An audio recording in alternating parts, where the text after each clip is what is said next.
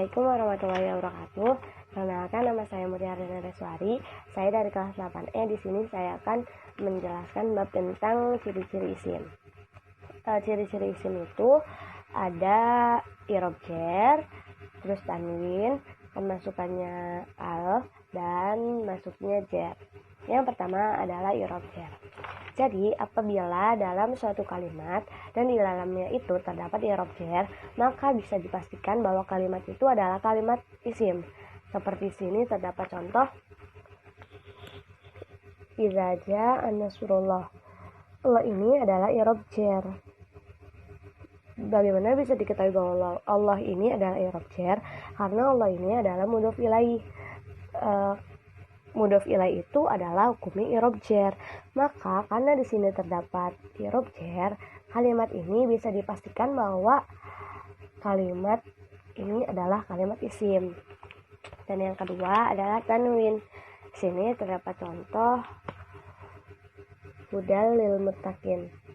Hudan ini adalah lafaz yang di dalamnya terdapat tanwin.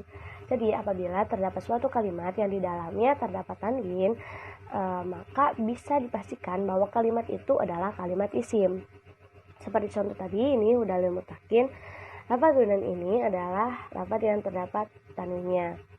Maka bisa dipastikan bahwa kalimat ini adalah kalimat isim. Tanwin juga terbagi menjadi 4. Yang pertama adalah tanwin tamkin. Tanwin tamkin adalah tanwin yang berada pada isim-isim yang mu'rab munsharif. Seperti contoh rajulun zaidun. Yang kedua adalah tanwin tankir. Tanwin tankir adalah tanwin yang ada pada isim-isim yang mabni, seperti contoh sahih yang artinya diam dari semua ucapan. Yang ketiga adalah tanwin muqobah. Tanwin muqobah adalah tanwin yang berada pada jamak muannats salim, seperti contoh muslimatun, orang-orang atau perempuan-perempuan muslim. Yang terakhir adalah tanwin iwad. Tanwin iwad adalah tanwin pergantian dari jumlah, dari kalimat atau dari huruf. Yang pertama adalah pergantian dari jumlah, seperti contoh di sini terdapat contoh wa antum hina idzin tunzurun. Yang kedua adalah tanwin pergantian dari kalimat, seperti qul la ya'lamu ada syakilatin. Yang terakhir adalah tanwin pergantian dari huruf, yang awalnya auqin terus berubah menjadi auqi. Terus yang ketiga adalah masuknya al. Jadi apabila dalam suatu kalimat di dalamnya itu terdapat al, maka kalimat itu bisa dipastikan bahwa kalimat itu adalah kalimat isim. Seperti di sini terdapat contoh alhamdu. Alhamdu ini adalah kalimat isim karena di sini terdapat al. Al ini adalah ciri-ciri atau tanda-tandanya isim. Maka bisa dipastikan bahwa alhamdu ini adalah kalimat isim. Al juga terbagi menjadi 3. Yang pertama adalah al-ma'rifah yang masuknya pada isim nakirah, seperti contoh ar-rajulun. Yang kedua adalah al-mausul yang masuknya pada isim sifat, seperti contoh al-madrub. Yang ketiga adalah al-ziyadah yang masuknya pada isim alam, seperti al-qubbas. Lalu yang terakhir adalah kemasukan jar.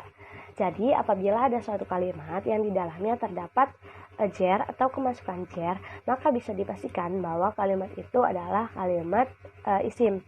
Seperti di sini terdapat contoh bismillah. Bismillah ini adalah kalimat isim. Karena ismu ini adalah kalimat isim. Kalimat isim yang ditandai dengan adanya jar. Karena di sini terdapat bi.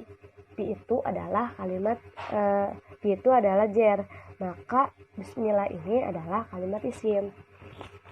Mari kita ulas dari awal. Jadi ciri-cirinya isim itu ada i'rab jar, terus tanwin, masuknya al, terus masuknya jar.